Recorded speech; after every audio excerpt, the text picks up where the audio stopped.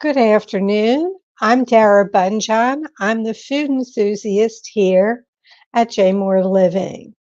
I'm a food writer, food stylist, PR maven, and a frustrated baker. Those of you joining us live, drop your questions into the comment box for my guest or myself. Comments, questions, feel free to drop them in. Today's guest is Judy Witts. And I forgot to ask her, is it Francini or Francini? I'm going with Francini. We'll see if I did it right. So, Judy Witts Francini, in 1984, she bought a one-way ticket to Europe and fell in love with the city of Florence. And then a year later, a Florentine she fell in love with. She opened her cooking school, Divina Cucina, in 1988 and began her love affair with Italy. She is celebrating 40 years in Italy, where she ran cooking classes, culinary tours, an expert on the markets in Italy. She is a food historian as well. She has created new guides for those traveling to Italy. Let's bring in Judy. Hi Dara, Huh. buonasera. Ciao. Ciao, ciao. Ciao. Is it Francini or Francini? Francini. Oh, I was right. Okay. Yeah, I good always job. get my C's mixed up with the H's. So we'll see if I studied well enough. And I was just bringing this up so I can see it on my screen. We have 4 people in already. So welcome everyone. Um, I want to go back to sort of the beginning. You Mhm. were a pastry chef in San Francisco at the Stanford Court Hotel, but I went to LinkedIn, you said you were a cashier, a waitress, then a pastry chef. Is it something that just evolved? Tell me how pastry chef came about. Well, I had to Europe right out of high school in 1972.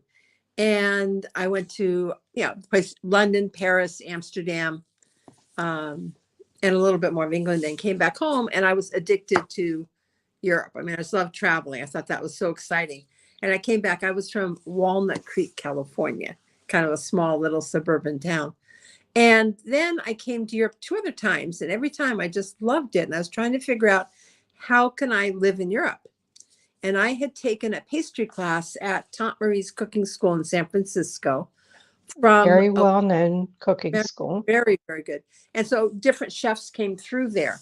And one of the chefs I had used to spend winter, like a month in winter, skiing in Austria. Her husband, they do their skiing in the morning, and then she would hang out with the women in the village and learn how to make pastries. And he would write paperback novels, the ones at the grocery store with Right. the coming off and everything, romantic novel. So he made tons of money, and then she would come home and travel and teach. And I thought, well, that's a great idea. Go have your experiences, and then you can come back and teach classes. So I thought that was fabulous. So I came. I was very lucky, having worked at the Stanford Court Hotel. Roger Verger stayed there. Paul Bocuse, the owner of the hotel, knew everybody. He started that great chef's cooking school in Napa Valley. The first classes were in the hotel. So I got a letter recommendation from Roger Verger. I had a letter recommendation from the owner of the hotel, and I was going to go to Paris because pastry. Right. So I did a month in France, and I did Paris, and I talked to La Varenne Cooking School and the Cordon Bleu, and then I went to Lyon, and I could have worked with Bocuse, and then there was Bernachon, of course, down there with chocolate, and the French all said, "You learn French so that you could speak it well, and we'll talk." And I had taken 14 years of French. My grandfather was French, but I was kind of shy. So I said, okay. And then I went down to Nice, and Roger Verger was just opening up a new school on Nice rather than the Moulin de Mouchin. So they need people to translate too. So that's another way to get in, is being like an assistant at a cooking school. You already know the techniques, and maybe you could pick up the vocabulary easier. So Right. I thought, well, that'll be great. I had all these places that I had touched base, but my old roommate had said, you should go to Italy because you'll love Italy and Italy will love you. I should embroider that on something. And I came to Florence to study Italian for a month. So I had a one-way ticket and $2,000 in 84. The dollar was strong. There was the lira. And so I rented a room for a month, and I took a month of language classes, and I ran out of money, and I loved it so much. I found a little job, and I think I started off like making beds in the hotel I was staying in. And they asked me to cook for the students that were staying there. And then from there, it built into waitressing at a restaurant that they needed someone who spoke English. And then my roommates called and said, "You got to come back because we're moving." So I went back and I sold everything in the winter. I left in December and I bought a ticket back to Florence in April. And so I already knew people. I had connections. My Italian was better. It wasn't good enough to really work, fluently, but it was, you could push through, right? And so when I came back, I had friends already, and I lived in an apartment with Italians and an American girlfriend. Right. And I got jobs waitressing because no one would hire me to cook because I was a woman and because I was American. Really? So I started researching, the history of the food, getting local recipes. Every day I'd write down and start my notebook because I thought I'll go back home and teach cooking. And instead I stayed and opened a cooking school.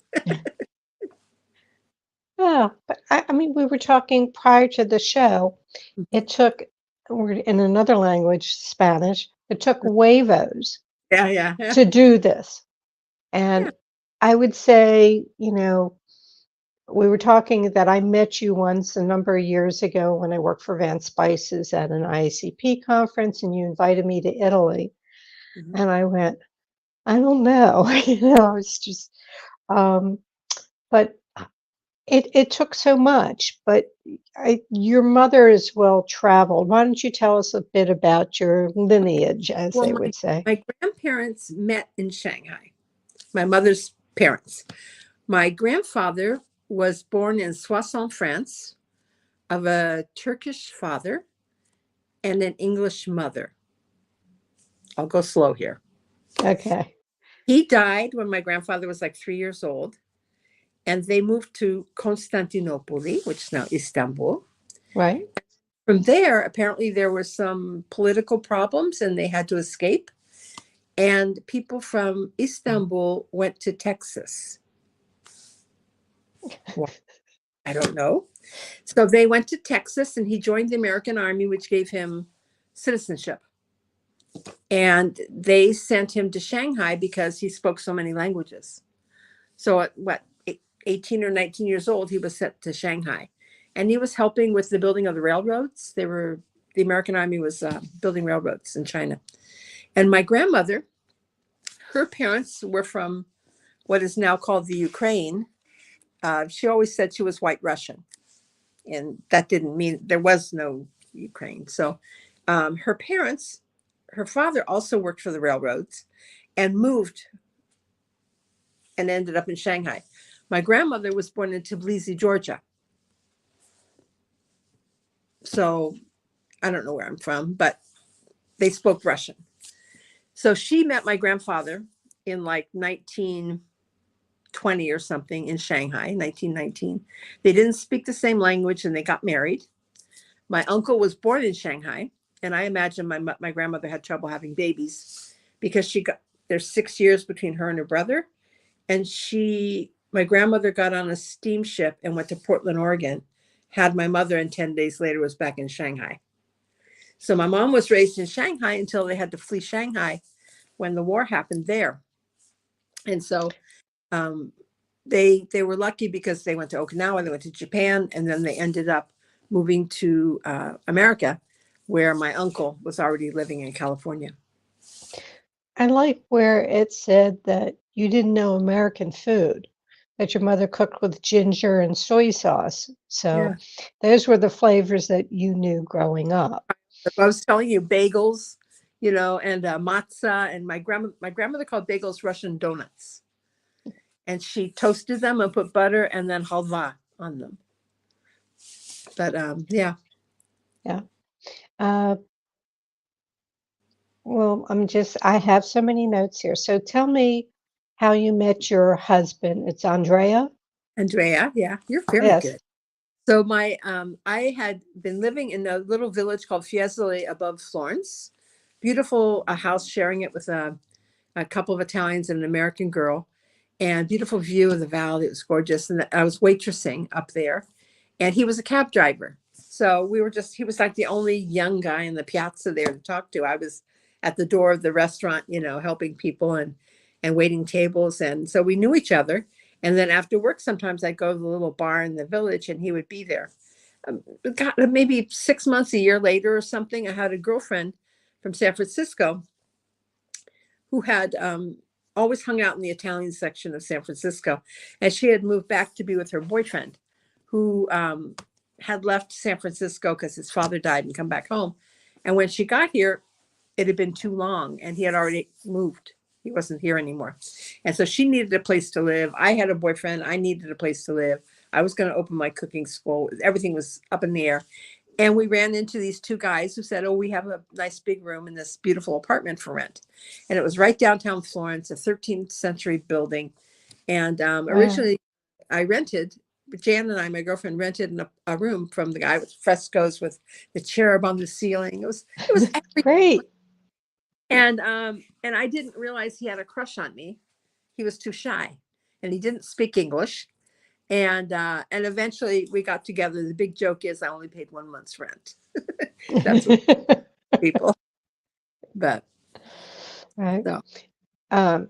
A shout out to Judy Nevis, who's a friend of mine, and she's been reading. She subscribes to your Substack. So yeah, we have cool friends.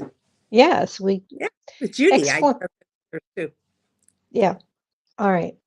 So explain Substack to the folks and what you're doing with Substack.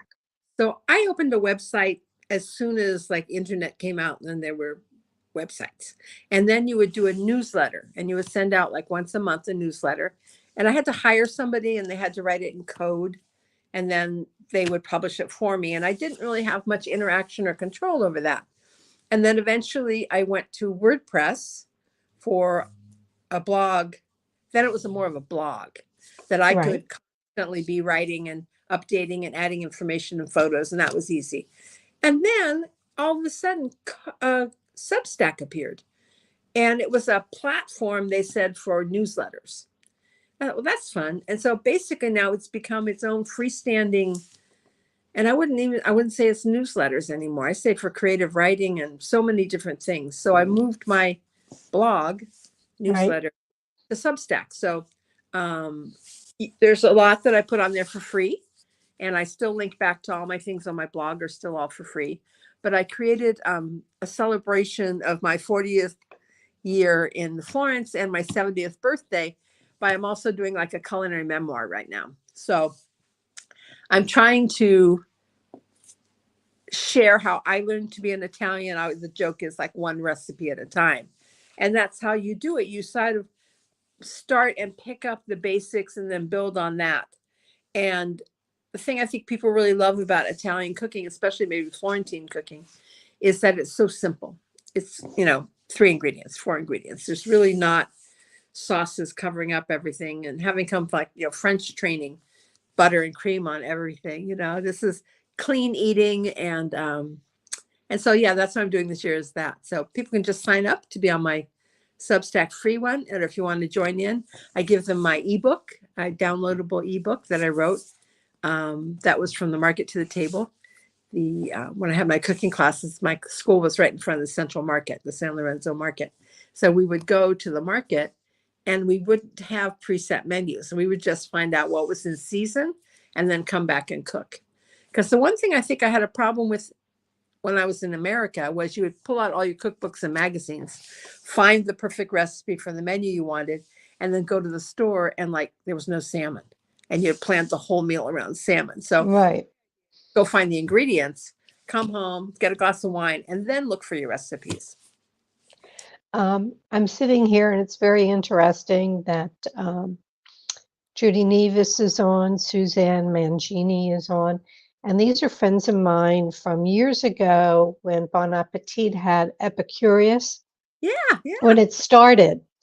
And these are friends that I made that we would have parties around the country and we would meet. And I believe Mark Schimmerhorn took your class. Well, Mark and I are really good friends. Yeah. So the circle's very narrow. It's very, well, it's people that have, I think, a passion for travel and for food. And, you know, I know Mark travels for food. He's always going to those great Chinese cooking classes or something. Right, absolutely. So let's see. We talked about the Substack, and just to tell people, it's divinacucina.com. You can link to everything that we're talking about. Exactly. Look at some of the free recipes. You can buy her online cookbook. Everything is there. She's on Instagram, she's on Facebook, and all these links are going to show in the comments section. Let's see. All right. I know that you go back to the States from time to time. Are there any foods there or things that you crave that you can't get in Italy? I can get more and more here now. So I don't, and I've been here so long that there's not much. Someone is just coming. I'm going to Sicily with a group from Kansas City next week. And so someone just wrote and said, what would I like? And I said, well, bring me like a Kansas City barbecue rub. Because, you know, that's something from Kansas City. Or, you know, friends used to bring me like Easter Jelly Bellies or Things of that nature? I think it's really fun when you have something that Italians can't get and you can share it with them. But Reese's peanut butter cups just got here. You know, it's global now. If Reese's peanut butter cups are there, yeah. So much. In reading over your website and digging a little bit deeper, you have what I thought was interesting. You say that most of the cooking in Italy is done stovetop, that they rarely use the ovens. Mm-hmm. Is there a reason that they just don't have the ovens, or they had communal? Expensive. Ovens are electric, and the stovetops are usually gas. And if you go back, there were the old wood burning stoves, and they would be like on all day. And we have clay pots for cooking. So long, slow. It was like the original crock pot, right? It was just like these clay pots on top of the stove, not in the oven. So I have all these clay pots from different regions of Italy, and the slow cooking is called a dead roast. A rosto morto is a way of cooking instead of a spit roasting, because there's also you would spit roast over the fire. Well, aren't there in some communities like a central oven in the city where people go to bake? That was in the old days. In the little villages, there's still big wood burning ovens. Okay. But now everyone's got a stove. Before, people didn't, they had fireplaces.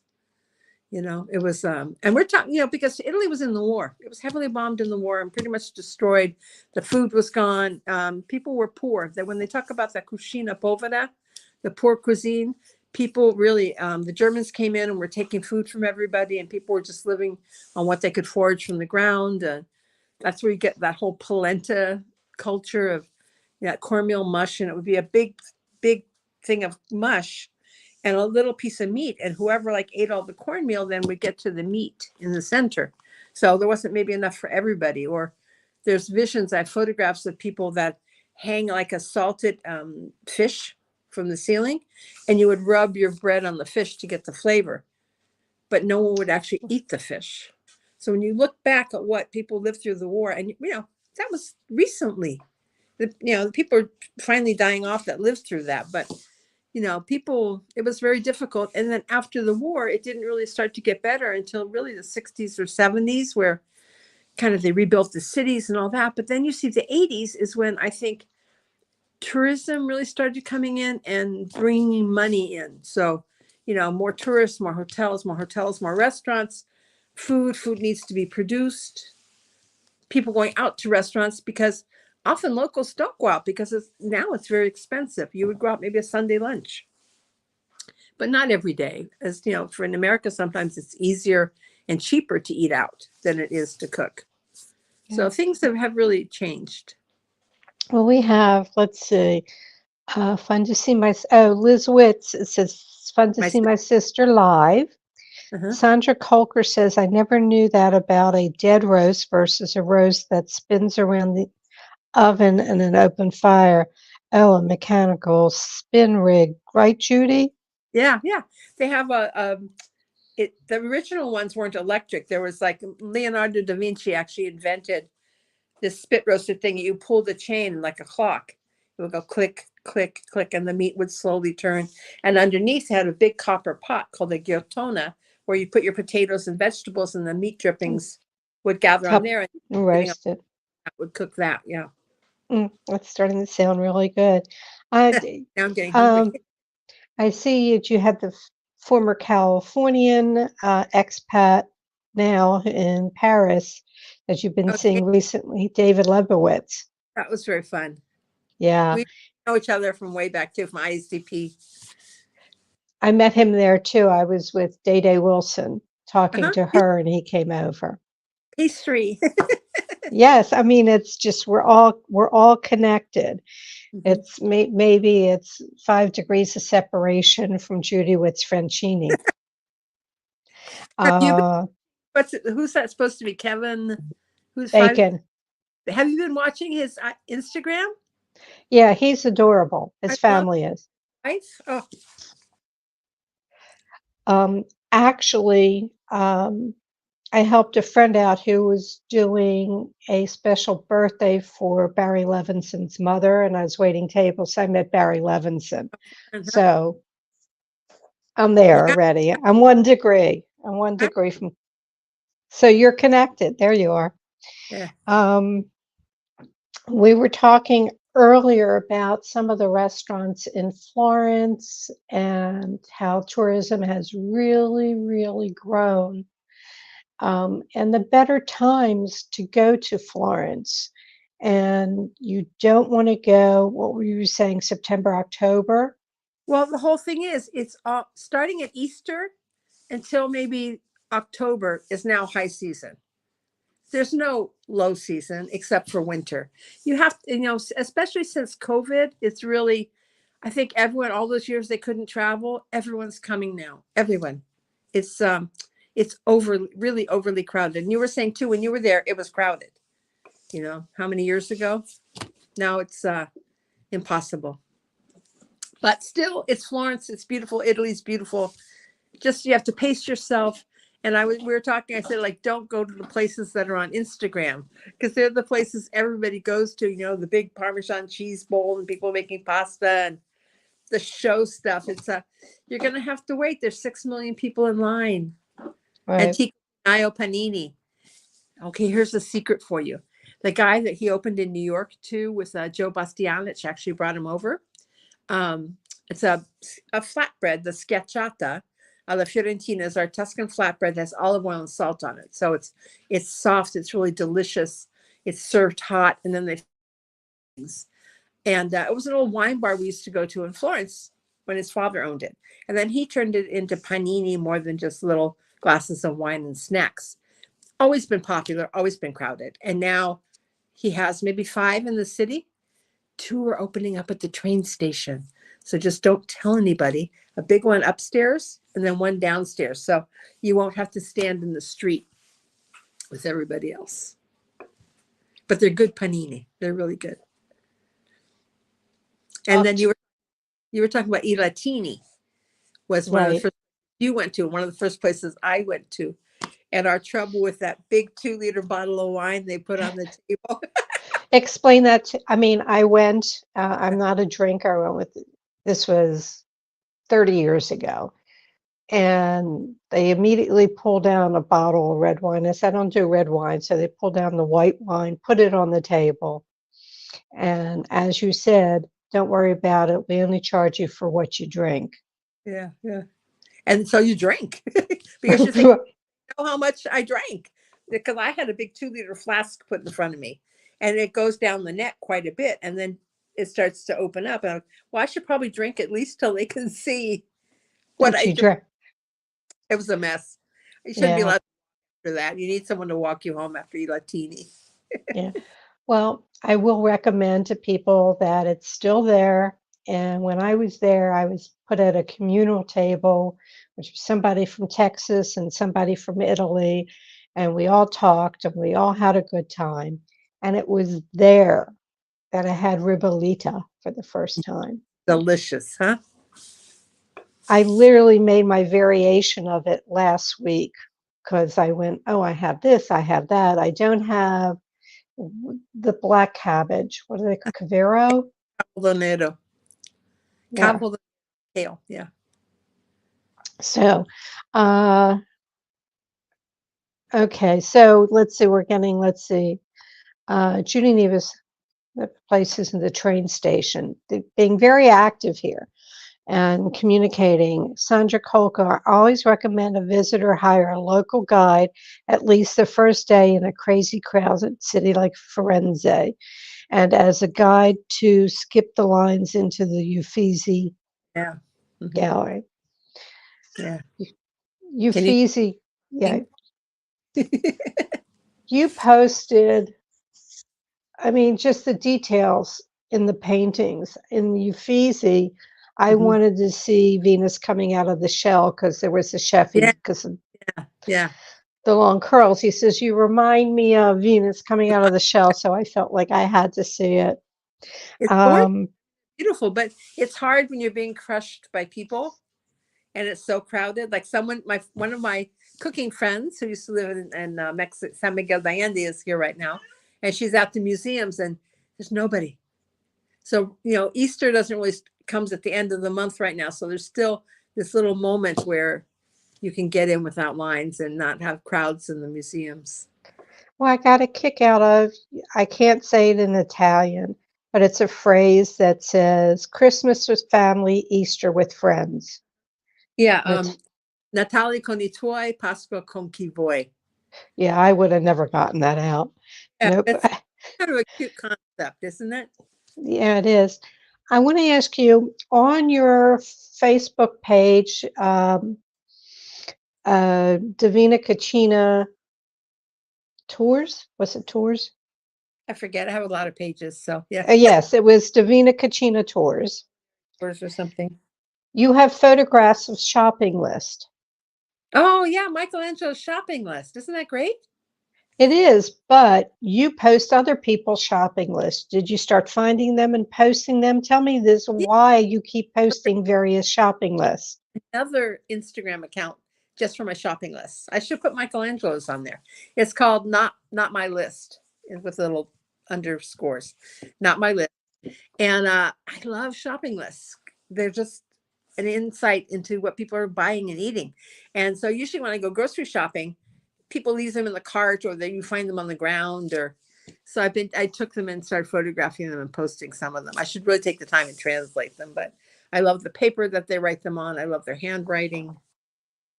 I'll send you a link to the link. Yeah. So we know you love Tuscany. You live in Chertaldo. Mm-hmm. Chertaldo. I want to put my little Italian twist on that. And that's between Siena and Florence. Way through, yeah. Tell us a bit about that town. Certaldo, it's Yeah. a medium hill town. For example, I see San Gimignano from my bathroom window. I'm about 7 miles from San Gimignano. San Gimignano is called the Manhattan of Tuscany. It's got towers and it's on a hill. The problem is it's where the tour buses go. My village, Certaldo, is tiny. There's really only like 2 or 3 shops, 2 or 3 restaurants, 1 hotel. Beautiful, kind of untouched. I took David there. I It see. was because you don't want to go where tourists are crowding you and stuff like that. So you want to experience, it's all red brick. It's just beautiful. And then the tower, the city hall is all the family stems, the Della Robbia clay family stems. If you were politically with somebody, you would put your family stem and say, I'm with like the Democrats or the Republicans or whatever. It was people that were for the Pope or for the Emperor. And the whole thing about the towers is the one tower is square and one tower had dovetails.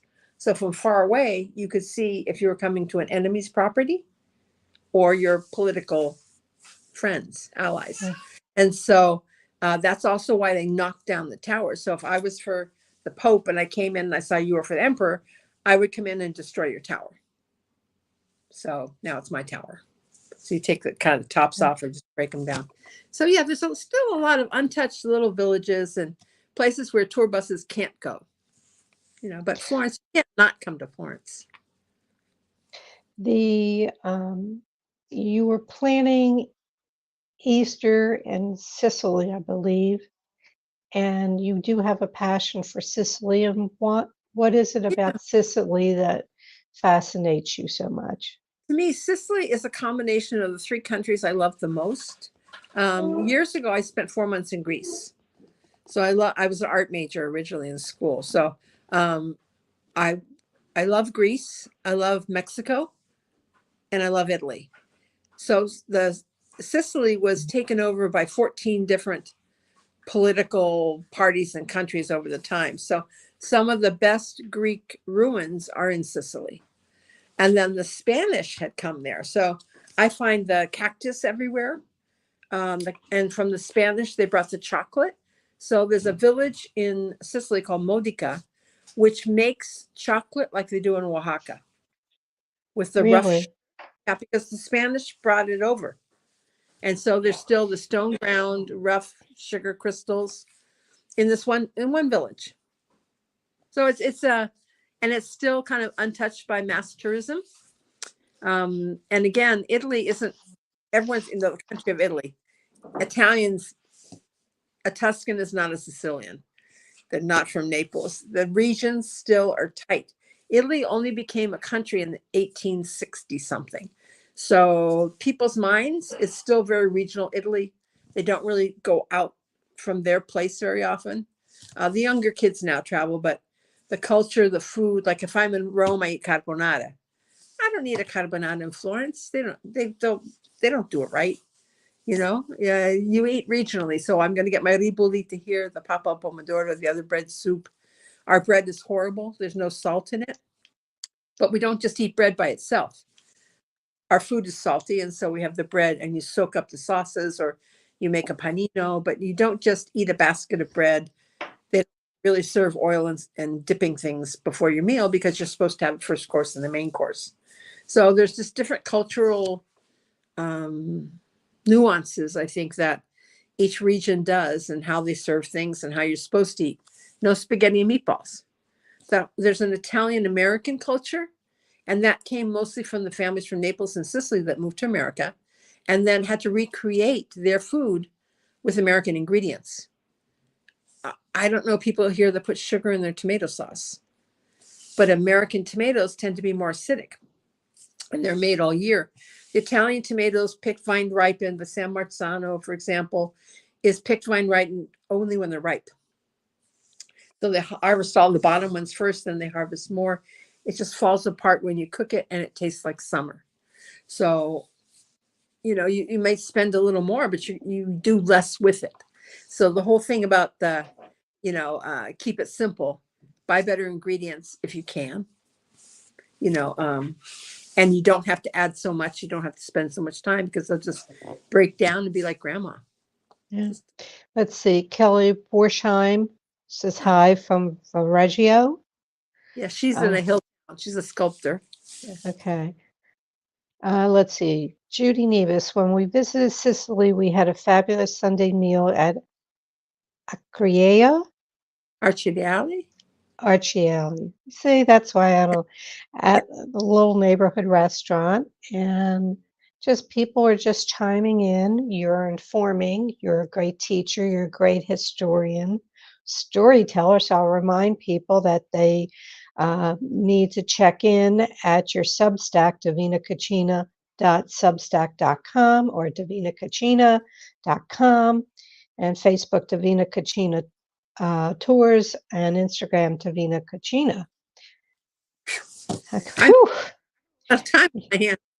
Yeah, with all that, this is probably. Do you get streaming? Are you streaming any of the channels? Do you watch TV at all? I watch Italian TV. Okay. I don't really hair. I mean, I think living in Italy, I think one of my things that maybe I'm a little different, I married a person that doesn't speak English. And I especially like that because it fully immersed me in the culture. And my aunt had lived in Venice for 35 years. When her husband died, she cashed in her chips and moved to Venice because she was an artist. And when she was married to him, it was not considered cool for his status level. He was very rich, I think, to have an artist for a wife. So she had to be a society lady. And as soon as he died, she moved to Venice, did her paintings, had somebody in America that was interior designer that was selling them for her. And she lived for 35 years in Venice and died in Venice. So happy, so happy. But she hung out with all the expats. So her Italian was horrible, but she hung out with Peggy Guggenheim. It's okay. Well, the reason I asked about the shows, there's a show here in the States through FX called The Bear, and it's about restaurant. I haven't seen it. Okay. The reason I asked, there's an episode where they're doing the seven fishes dinner. Yeah. And probably the best acting scene of like 5 people in the kitchen moving around and stuff like that. So if it ever comes available on YouTube, just watch season 2, the Christmas episode. You would just die with it. Well, I all the kitchen things because they're just so real. Yeah.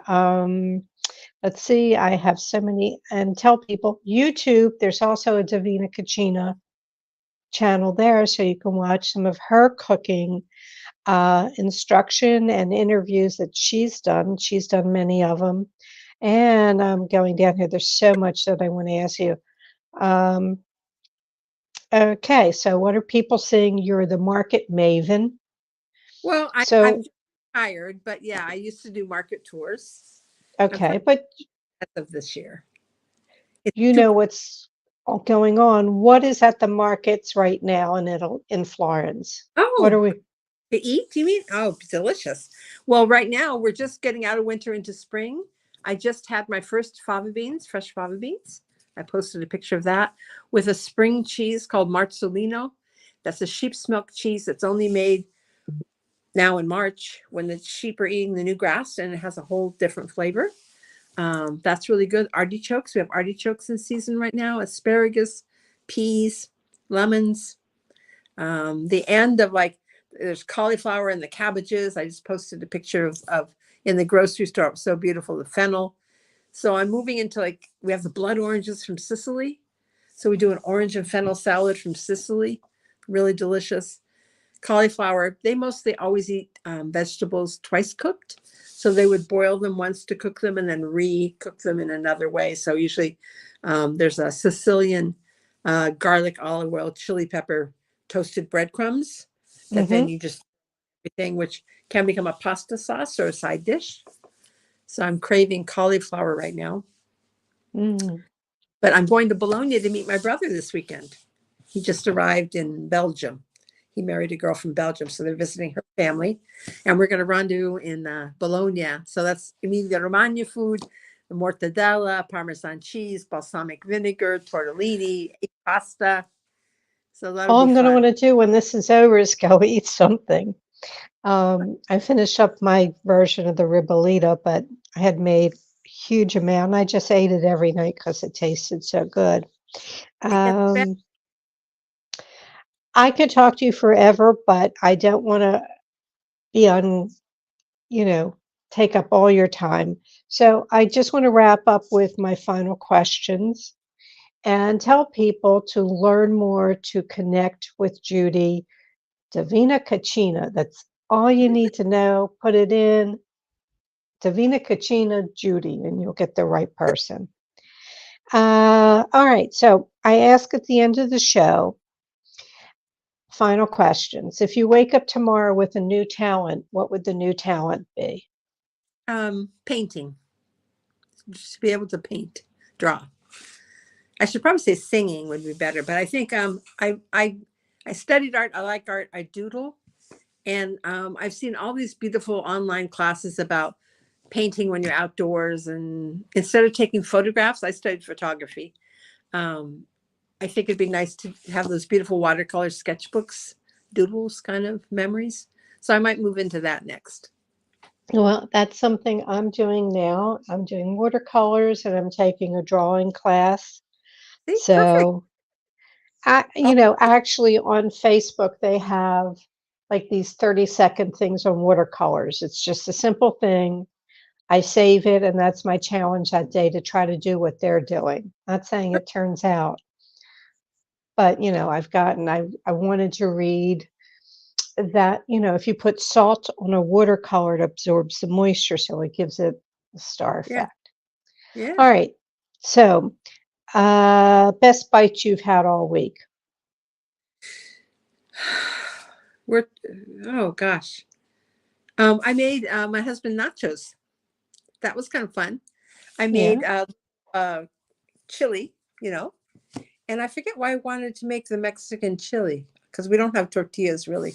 Um, and so I found corn chips, tortilla chips at the market. And I thought, wouldn't that be fun to show him nachos? Because I had there was a can of jalapenos I could find now. We only had like the shredded mozzarella cheese, and he loved it. I thought that was kind of fun. Yeah.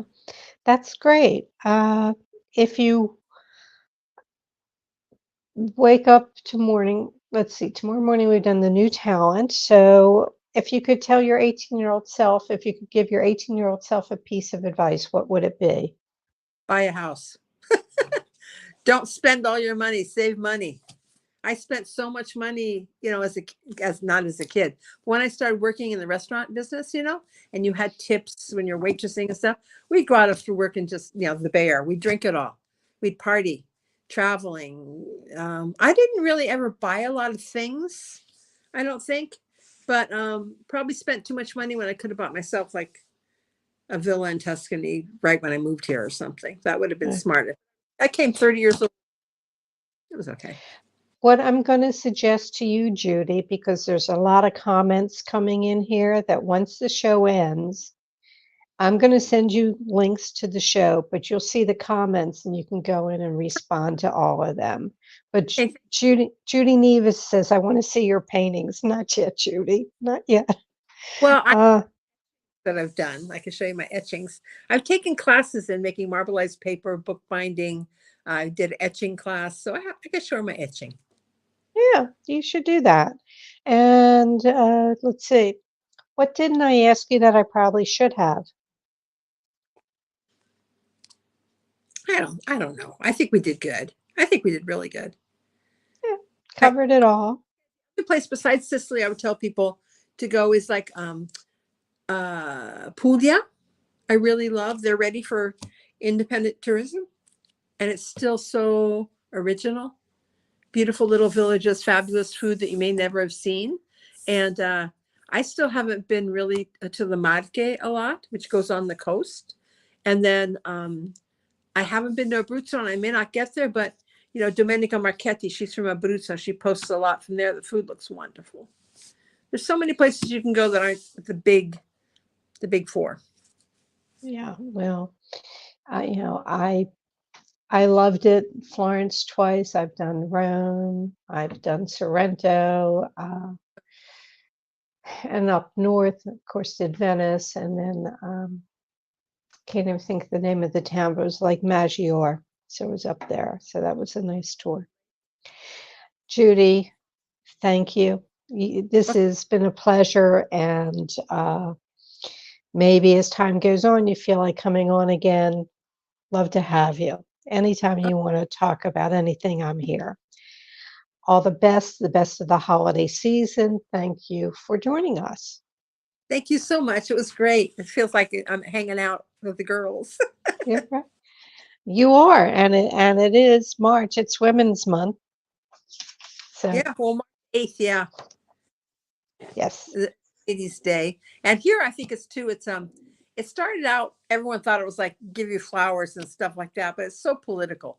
It's so political. Women's rights, really, Well, hopefully you'll probably get there sooner than we at this point.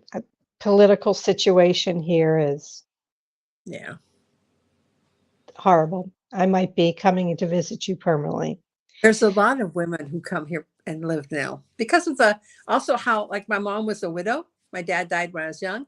And when she retired, she'd come for like 3 months at a time, rent a place and just hang out because everyone was so nice and friendly and socially accepting to older single women. It was theater, music, hanging out, eating out. She loved it and made her feel good. And then she'd go home and deal with going back home. Yeah. Well, it sounds good and it sounds tempting at my age. So I thank you so much and have best of the holiday season. I think I've lost our producer here. Griffin, Uh-oh. there we go. Judy can probably still hear me. We love you and we hope that you come back quite soon. Next week's guest will be Marshall Weston. He's president and CEO of the Restaurant Association of Maryland. The Restaurant Association of Maryland is the most trusted source for restaurant advocacy, regulatory compliance, information, food service employee training, and restaurant-focused vendors. I think it would be nice to speak to Marshall and learn the ins and outs and how they protect the restaurants and protect you as well as the consumer. If you need to reach me, you can reach me at food@jmoreliving or on Instagram at Dara Cooks. All shows are immediately archived in video form on JMOR's Facebook page and jmoreliving.com. Feel free to dig into our video archives of past shows. We truly appreciate it when you share our show with friends and family. May your plates always remain full. I look forward to seeing you next Thursday.